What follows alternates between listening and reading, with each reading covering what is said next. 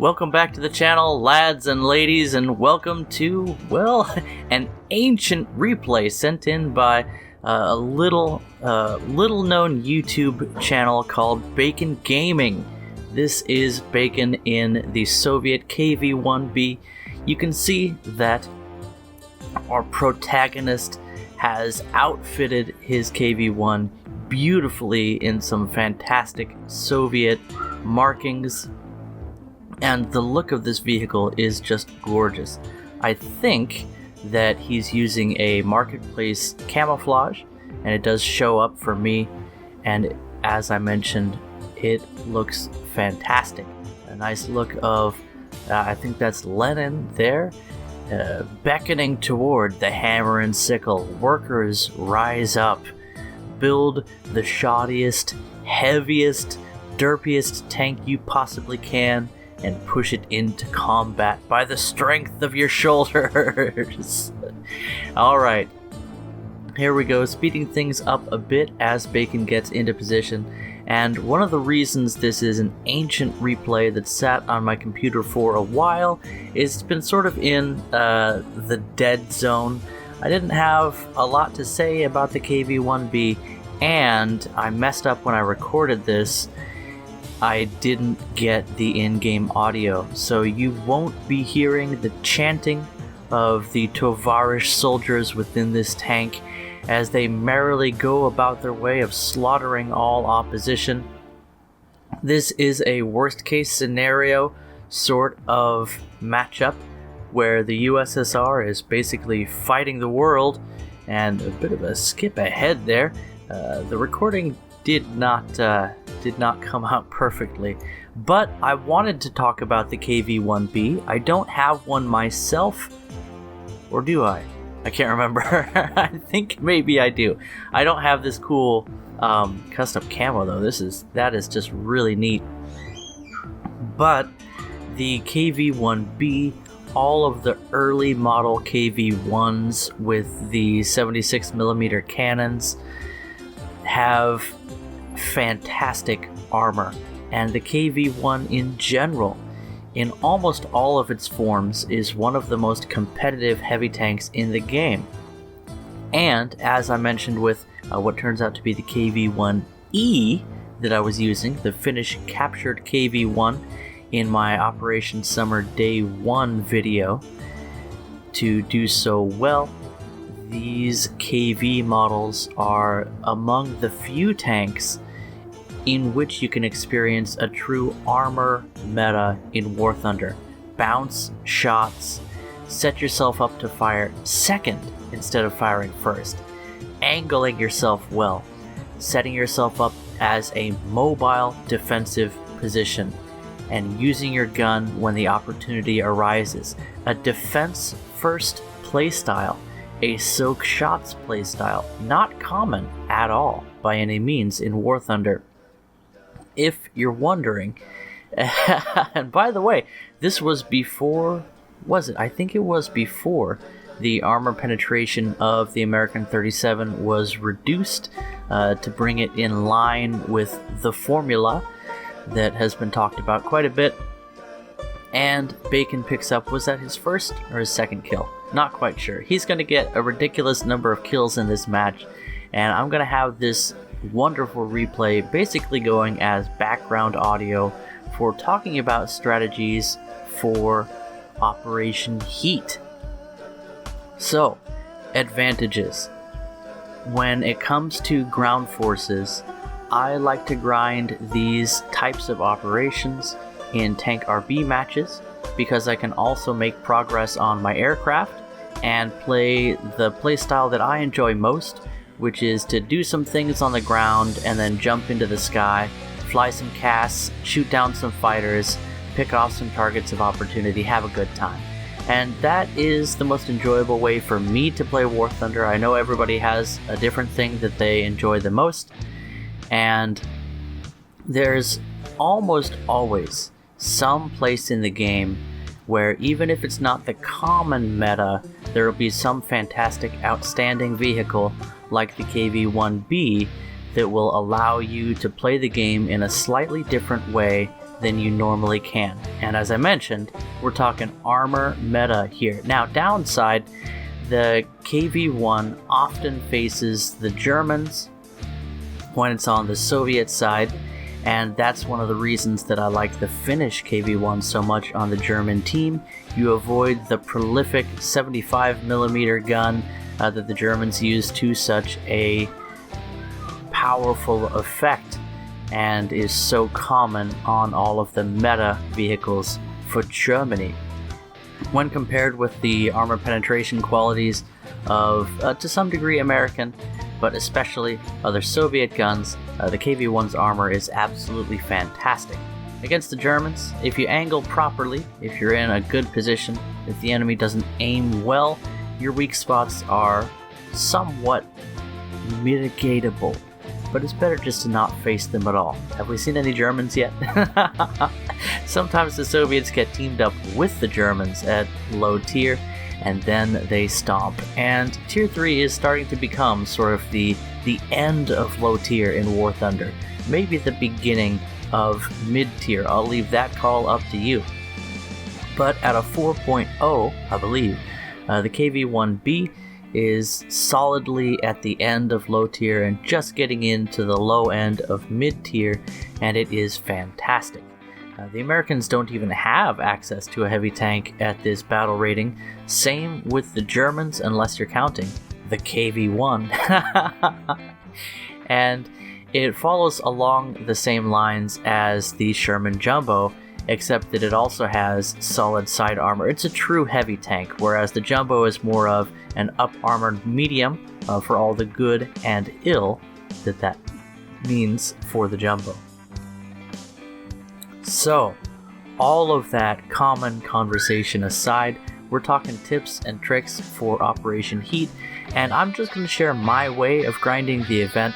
There are a lot of ways that work, and my way might not work for you, and it might be helpful just to hear my way of doing things, to keep in mind what other people might be doing. And I've noticed there's been significantly less CAS spam in this event than there have been in past events, and I think that's because of some changes that Gaijin made to the way credit is awarded.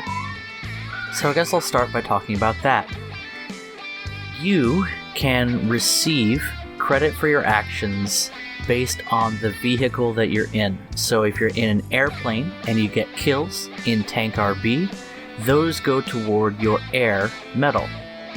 Awesome. There was a time where those would go toward your ground medal if you ended the battle in a ground vehicle. So that was a much less sensible arrangement than what we have now. So I'm grinding the air and the ground event at the same time by playing Tank RB matches, doing some things in tanks, focusing on first getting my kill streak, and by that I mean that I play a heavy tank. Heavy tanks for me tend to be the most reliable way to get kill streaks. If you're in a down tier in a heavy tank, if you're top tier, as you see here, I mean, what can these M15s do? Is that an M16? I can't tell if it's 2 or 4 50s blazing away. I think it's just... Oh, no, it is 4. Okay. I stand corrected. And the M16 stands no more. So, I try to grind out the kill streak and get kills and pick up base caps if I can. Never mind. The M16 wasn't dead yet. Let's fix that. Fixing the problem. Fixing the problem. Problem solved. Oh, Bacon, you do have a flair for the dramatic. And this match is sizzling. Let's get back to my strategies, though. So I go for the kill streak in a heavy tank. The KV-1E in the German tree is what works best for me. If I want to mix things up, the Jumbo works really well, and that's available in the regular tech tree. There is the KV-1 Zis-5, I think it's called, in the regular tech tree for the Soviets that's quite good at 4-3. There are also the... Is there another rank 3 KV-1? I'm not quite sure. The lower rank KV-1s are rank 2, so you're not going to be able to progress in the event with them. but there are regular tech tree versions of this tank and this meta to go for your kill streak with, and that's what's comfortable for me. You can also try something like playing very aggressively in something that has a good gun, like a Panzer IV F2 or any of the later Panzer IVs. The Sonderkraftfahrzeugs are too low rank at rank 2, as much as they would be a great opportunity to get kill streaks. The American M24 at a low battle rating with support from some of the early rank 3 Shermans can do quite well. Even at a 3-7 match, facing 4-7s potentially, the 75 on the M24 and its good mobility can give you that mobility meta, putting yourself in the right place at the right time to get your kill streak. So I just focus on the most deadly ground forces lineup of tanks that I can for the first part of the event. If I get the opportunity, I'll hop into a plane and fly some CAS, pick up a few quick kills, and go on my merry way. Once I've gotten my kill streak and my ground kills, I will focus on captures and aircraft stuff.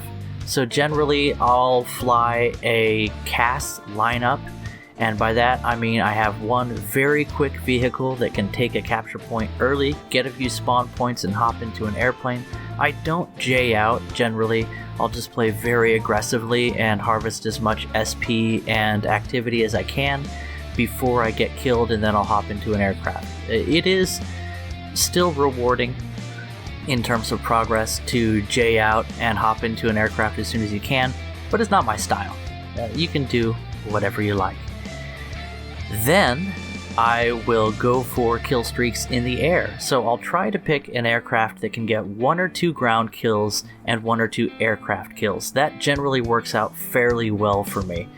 When it comes to assists, you only need to get 7 assists in the air, so that is something that's very worth going for. The ME262 A1U4 Narwhal, my darling, is not good at getting ground kills. It is fantastic at getting ground assists. There's just something about the explosive profile of the 50mm APHE that you have in one of your armored targets belts, that is the only one you should use, that it tends to knock out 1 or 2 crew members. It sets fires very well.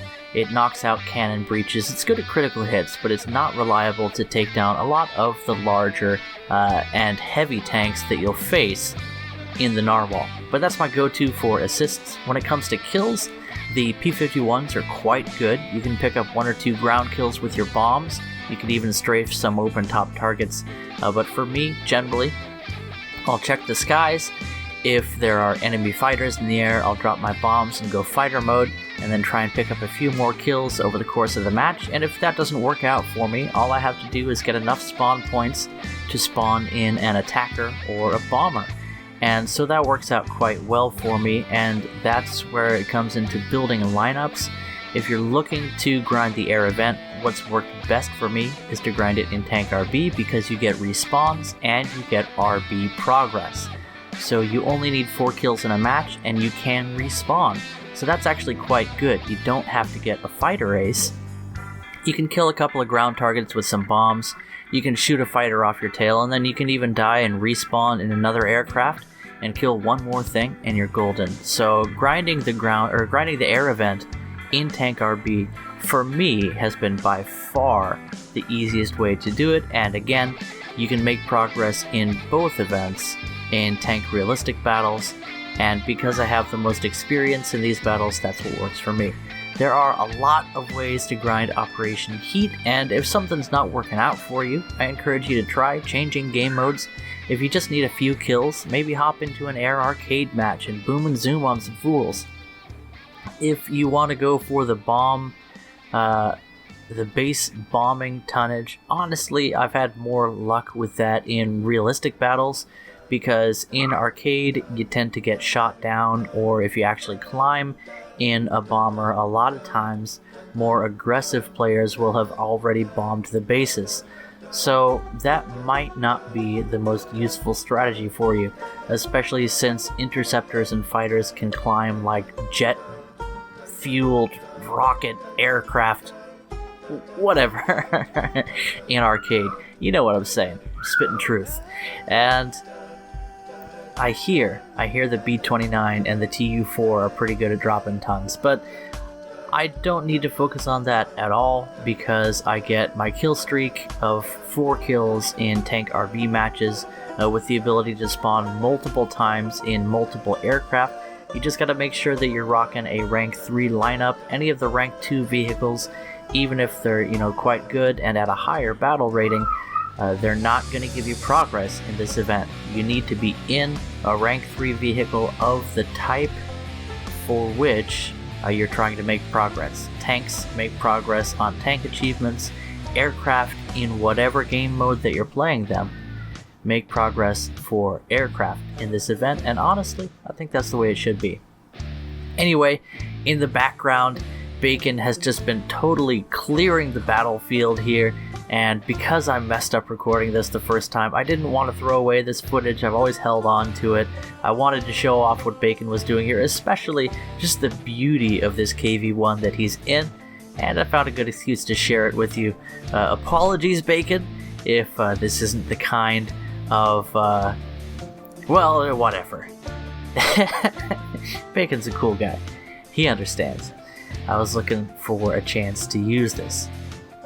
So, speaking of, I'm looking forward to meeting you guys in the battlefields and in the skies of War Thunder. I met a couple of people that I remember that I enjoyed meeting. Brief chat in the in-game chat. I can't remember. It was a couple of people from the TEC hub, and I think they were both in the Tech Warrior Squadron, which is a great squadron. And I definitely enjoyed seeing them in the game. I got recognized by one of my subscribers yesterday, which just completely made my day. I turned to my wife, who was on the couch behind me. I was like, babe, somebody recognized me from my YouTube channel. I was so happy. And I guess with that, I was just thinking today about how I really feel like my YouTube channel is a huge success. And it's been a while getting to the point where it is, and I've always enjoyed it. And I look forward to making more videos. I'm really looking forward to getting these 4 free premium vehicles from this event. I like that they're all premium. That is a good call. And I'll catch you guys in the next video. Bye-bye.